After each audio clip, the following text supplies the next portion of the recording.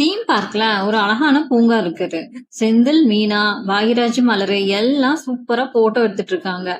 மீனா செந்தில் கிட்ட சொல்றா, செந்தில் இந்த போட்டோ செமையா வந்திருக்கு. மலர், நீங்களும் பாகியராஜனும் இந்த மரத்தடிக்கு போங்க, நான் போட்டோ எடுக்கிறேன். பாகியராஜும் மலரும் சூப்பரா போட்டோ எடுத்ததுக்கு அப்புறம் எல்லாரும் மதியும் சுரேஷ் பாக்குறாங்க. மலர் சொல்றா, மதி, சுரேஷ், நீங்க ரெண்டு பேரும் மட்டும் ஏன் அங்கேயே நிக்கிறீங்க? வாங்க, நீங்களும் ஒரு ஜோடி போட்டோ எடுத்துக்கோங்க அப்படிங்கிறா. மதியம் அதுக்கு, இல்லக்கா அதெல்லாம் எதுக்கு, எனக்கு இப்ப இங்க போட்டோ எடுக்கிற மூடே இல்ல, நீங்க எடுங்க போதும் அப்படிங்கிறா. பாக்கியராஜ் அதுக்கு, என்ன மதி இது, இங்க எல்லாரும் சேர்ந்து வந்திருக்கோம், ஒரு மெமரி வேண்டாமா? சுரேஷ் நீயாவது கூப்பிடுடா அப்படிங்கிறான். சுரேஷ் அதுக்கு, அவதான் வேணான்னு சொல்றாள் என்ன, அப்புறம் எதுக்கு கட்டாயப்படுத்திட்டு, எனக்கு ஒண்ணும் பிரச்சனை இல்ல அப்படிங்கிறான். செந்தில் அதுக்கு, அட போங்கப்பா நீங்க ரெண்டு பேரும். மீனா, இவங்க ரெண்டு பேரும் நாம தான் அங்க போய் நிக்க வைக்கணும், நான் சூப்பரா ஒரு போட்டோ எடுத்து தரேன் அப்படின்னு சொல்லி மீனாவும் மலரும் மதிய கட்டாயப்படுத்தி சுரேஷ் கார்ல தள்ளி விடுறாங்க. இருவரும் ஒரு அடி தள்ளியே நிக்கிறாங்க. மீனா அதுக்கு, என்ன இது, ரெண்டு பேரும் ஏதோ சண்டைக்கு வந்த மாதிரி நிக்கிறீங்க, கொஞ்சம் நெருங்கி நில்லுங்க, க்ளோஸா நில்லுங்க, சுரேஷ் மதி தோள் மேல கை போடுங்க அப்படிங்கிறா. மதி அதுக்கு, ரொம்ப ஓவரா பண்ணாதீங்க, போட்டோ எடுத்தோமா கிளம்பணும் சரியா அப்படிங்கிறா சுரேஷ் கிட்ட.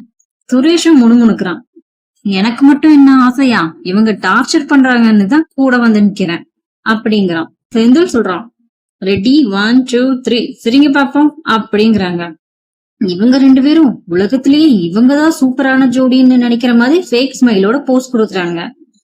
செந்தில் அதுக்கு, வா என்ன ஒரு அந்யோன்யம், போட்டோ சும்மா அள்ளுது அப்படிங்கிறான். போட்டோ எடுத்ததுக்கு அப்புறம் ரெண்டு பேர் பிரிஞ்சு போயிடுறாங்க. மதி சீரியஸா முகத்த வச்சுட்டு இருக்கா. எடுத்தாச்சல்ல கிளம்பலாமா அப்படிங்கிறான்.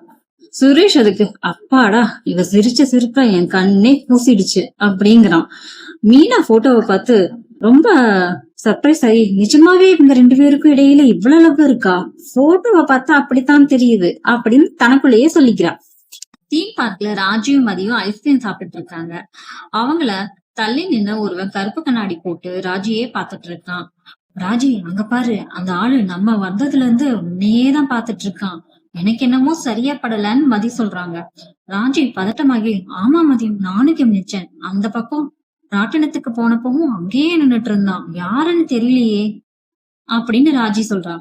மதி அதுக்கு, இவனுங்களை இப்படியே விட்டா சரி வராது, வா அவனை ஒரு வழி பண்ணுவோம், நாம அந்த பக்கம் போற மாதிரி போவோம், அவன் பின்னாடியே வந்தா பிடிச்சிடலாம் அப்படின்னு இருவரும் சீக்கிரம் சீக்கிரம் நடக்கிறாங்க.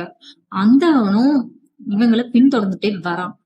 ஒரு இடத்துக்கு போனதுக்கு அப்புறம், டேய் யாரடா நீ, எதுக்கு இப்ப பின்னாடியே சுத்திட்டு இருக்க, இப்ப உண்மையை சொல்லல போலீஸ்ல கூப்பிடுவேன்னு மதி சொல்றான். அந்த ஆள் என்னமோ, ஐயோ மேடம் என்ன தப்பா நினைக்காதீங்க, என் பேரு ரவி, கதிரண்ணன் தான் என்ன அனுப்பி வச்சாரு. ராஜி அதிர்ச்சியாகி, கதிரா, அவர் எப்படி உனக்கு தெரியும், அவரே உன்ன அனுப்பணும் அப்படிங்கிறா. அதுக்கு அந்த ஆளு, அண்ணா ரொம்ப பிஸியா இருக்காங்க, நீங்க தீம் பார்க் தனியா போறீங்கன்னு தெரிஞ்சதும் அவருக்கு பயம் வந்துடுச்சு, ராஜிக்கு தெரியாம அவ பின்னாடியே போய் பாதுகாப்பா பாத்துக்கோன்னு எனக்கு காசு கொடுத்து அனுப்பி வச்சாரு மேடம் அப்படின்னு சொல்றான் அந்த ஆளு. மதி அதுக்கு சிரிச்சுக்கிட்டே, என்ன ராஜி, உன் புருஷன் இவ்வளவு பெரிய அன்பு கரடியா இருக்காருன்னு சொல்றா. ராஜி சந்தோஷப்படுறா. தீம் பார்க்ல கூட்டத்துக்கு நடுவுல மலரு அலர்றா. பாக்கியராஜும் பதற்றத்தோட அங்க இங்க ஓடுறாங்க. ரேவதி மட்டும் ஓமதி குழந்தைய தேடுறாங்க. மலரோட குழந்தைய காணோம். மலர் பாக்கியராஜ பார்த்து, பாப்பா கைய இப்பதான் விட்டேன், அதுக்குள்ள காணோம், என் குழந்தை எங்க போனான்னு தெரியலையே நலறாங்க. பாக்கியராஜ் அதுக்கு, மலர் பதறாத, சுரேஷ் நீ அந்த வாட்டர் கேம்ஸ் பக்கம் போய் பாருடா, நான் என்ட்ரன்ஸ் பக்கம் போறேன் அப்படிங்கிறாங்க. ரேவதி, ஐயோ சின்ன குழந்தை இந்த கூட்டத்துல எங்க போய் நிக்குதோ, யாராவது கண்டுபிடிச்சு கொடுங்கப்பா அப்படிங்கிறாங்க. செந்தில் உடனே அதுக்கு, சுரேஷ் பதறாதீங்க, நம்ம ரெண்டு பேரும் ரெண்டு திசையில போவோம், பாக்கியராஜனா நீங்க மலர் கூடவே இருங்க, நான் என் பழைய ஃப்ரெண்ட் ஒருத்தன் இங்க செக்யூரிட்டியா இருக்கான், அவனுக்கு போன் பண்றேன். செந்தில் யார்கிட்டயும் போன்ல பேசுறான். Suresh CCTV camera control room நோக்கி ஓடுறான். செந்தில, நான் சிசிடிவில பார்த்தேன், ஒரு பாப்பா அந்த மேஜிக் ஷோ நடக்கிற இடத்துக்கு பின்னாடி போற மாதிரி தெரியுது, ஆனா அது நம்ம பாப்பாவான்னு தெளிவா தெரியலையே. சுரேஷ் நீ அங்கேயே இருங்க, நான் அந்த இடத்துக்கு பக்கத்துலதான் இருக்கேன், இதோ வந்துடுறேன். கொஞ்ச நேரத்திலேயே செந்தில் கையில குழந்தையோட வர்றாங்க, சிரிச்சுக்கிட்டே வராங்க. சுரேஷ் கை குழந்தைக்கு தேவையான பிஸ்கட் பாக்கெட்டோட பின்னாடியே வர்றாரு.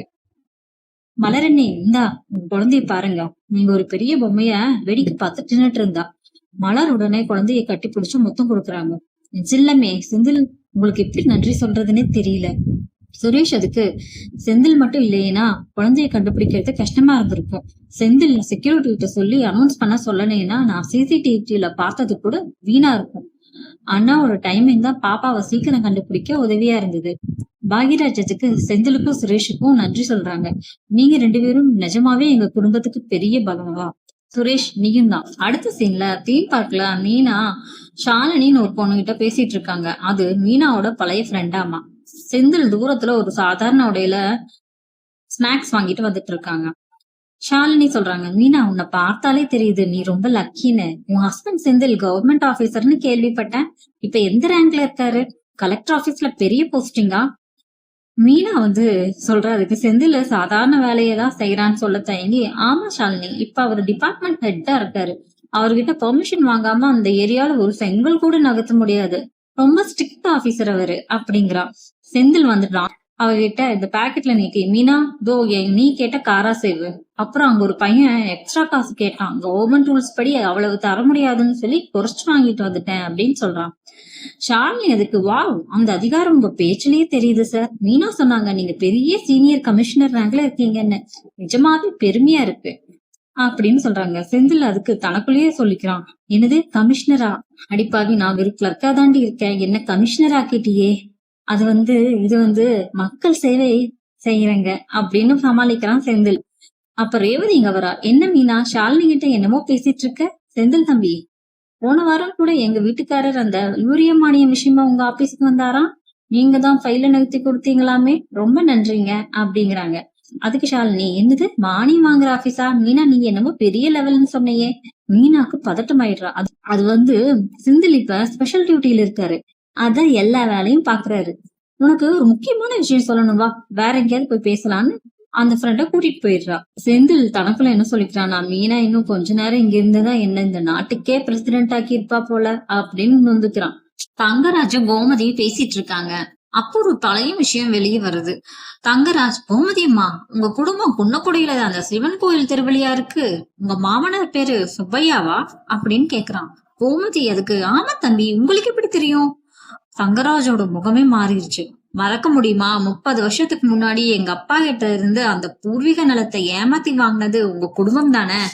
அந்த வருத்தத்துலதான் எங்க அப்பா செத்தே போனாரு அப்படின்னு சொல்றான். ரேவதி என்ன சொல்றானா, என்னங்க சொல்றீங்க, நம்ம இவ்வளவு நேரம் பழகினது நம்ம குடும்ப எதிரி கூடவா அப்படின்னு கேக்குறான்.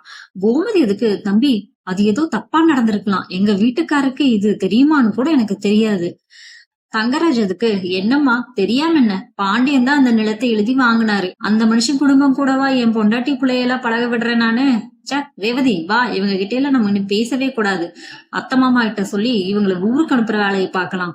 வா கிளம்பு அப்படின்னு கோவமா ரேவதி கைய பிடிச்சி இழுத்துட்டு போயிடுறான். கோமதி ரொம்ப கலக்கமா நிக்கிறாங்க.